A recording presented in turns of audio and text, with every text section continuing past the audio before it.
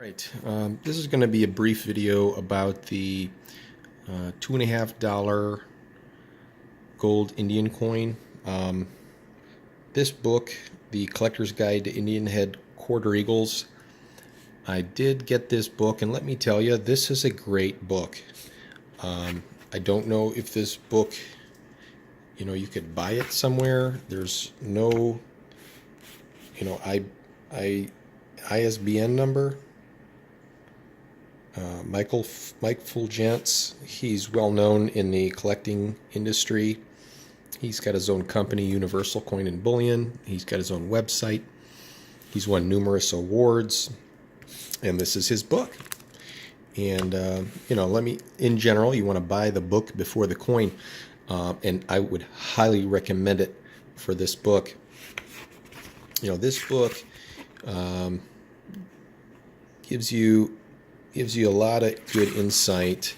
It's going to give you the history of the coin, the concept, who designed it, what was going on in the time in Q. So that was one thing I wanted to mention was, here we go.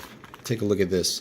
The historic series is a design rarity in the annals of American coinage, featuring incuse, sunken rather than raised devices and lettering on the coin faces, which has made the Indian Head series consistently popular among the collectors since their inception.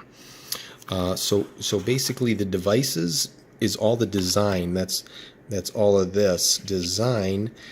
All of the devices and the lettering, those letters are sunken rather than raised up on both the obverse and the reverse. So, what other coins out there that the U.S. Mint has produced that has that? None. Not that I know of. So just some very, very good material. It's interesting. And then they talk about, let me kind of flip to, I think I wanted to talk about page 30 here.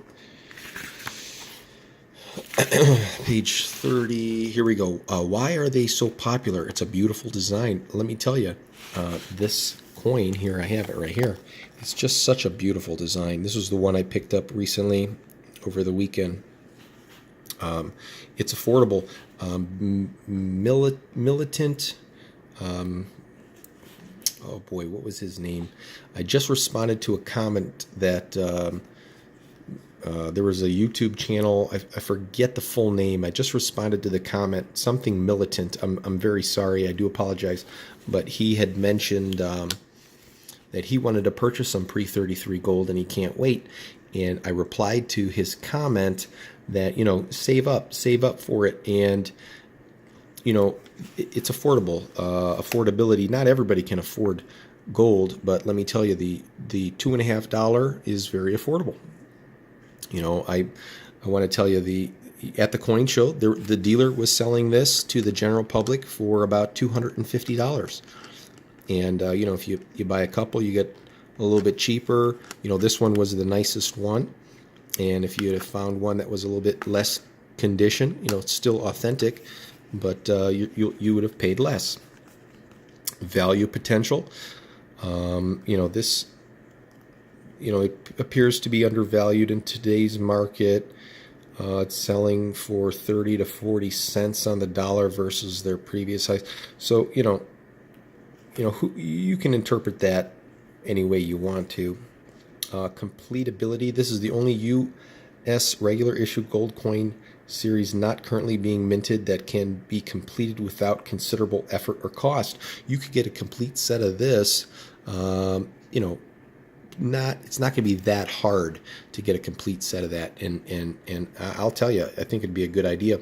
And uniqueness, Bella Lion Pratt's Indian head design used on both the quarter eagles and the half eagles, the 2.5 and the $5 gold piece. It's the same design. It's unique because it's the only one that has the incuse, and we read that earlier. How to collect it. There's different ways of collecting it. You can read that. But I want to bring your attention to this buying tips. And listen, Stretch for the keys. This is a good way to really do any coin series you're collecting. Stretch for the keys. The key coin here is going to be the 11D. Identify the sleepers, the ones that are going to be a certain mint state, certain condition that you just are hard to find. Build yourself a set and read this book. Of course, they want you to buy that book, but there's pictures, MS66, 5 or 7, and he goes, so this is a good book to read, and he goes over by the dates, and let's say this date here, 14D, is the 7th out of, there's only 15 of them. You could easily complete the set. You're going to have to pay a little bit more for the keys, but this one I have here is the 28. Well, there's 27, and there's 28. It's 12th out of 15. They made 416,000. So and it tells you about the strike and all that. So just an overall good book.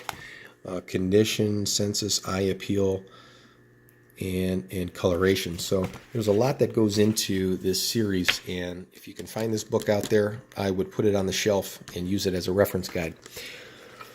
Okay, I did mention that it's hard to grade these coins. You got to get yourself acquainted with grading. If you're just new to the hobby, start with Lincoln cents, start with Indian cents. They're cheap. Get them in good, very good. Anything 1900 and early and later, 1900, 1901, 02, 03, they're going to be cheap, and you can grade them easily, and you can just learn it. And there's no other substitution other than time. But so basically, because it's in cues, everything that is above the E, between the beak, and this is all the highest point. This is all the highest point here. This is the highest point. So all of this design is actually depressed, incused into the coin. But guess what? You'll whether it's the strike or the wear, just touching it, because gold is soft, a lot of this headband right here will be not as well defined, and up here in the headdress won't be as defined. The cheek is going to be the high point, so a lot of times there'll be markings on the cheek of the Indian. And really, what I do to get just a quick, if you got 5 of them and you want to quickly find out which is the best one, boom, look on the reverse, look on the eagle's feathers. Now, I only have one example in front of me. I'm going to plan on getting some more so I can do a better video on this. But on the obverse, if you look at his, let me see if I can zoom in carefully. If you look on his cheek, it's not that bad. It's not that bad. I'll try to steady this camera.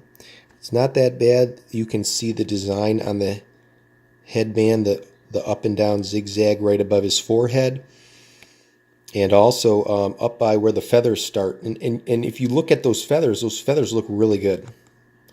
And then again, in the field, which normally the field is depressed, however, that's elevated on this coin.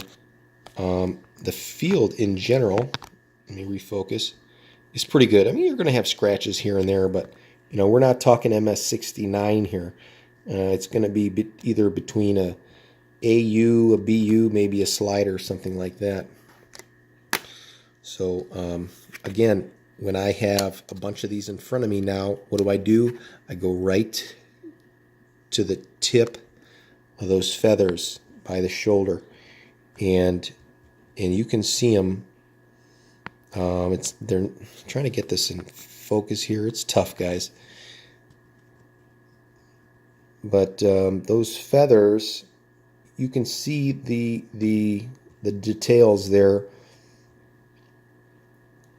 and when you're going to look through a bunch of them, you'll see there's a lot less details there on the eagle's left wing up on the top, right where that showed you. I lost the page, but anyways, so there you have it. You're going to look in the field, and a lot of times you can kind of get a feel for whether that coin was polished or cleaned or something, and this one wasn't. This one was not. I would say this one is AUBU. It's there, it's there.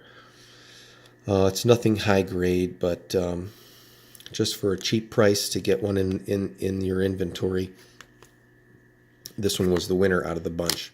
And a lot of times, and I think I mentioned this one was in a 2x2. A lot of the other ones, they were in a off-brand, no-name slab, and they were MS63. One was a 62 proof, but they were either polished or whizzed or improperly cleaned.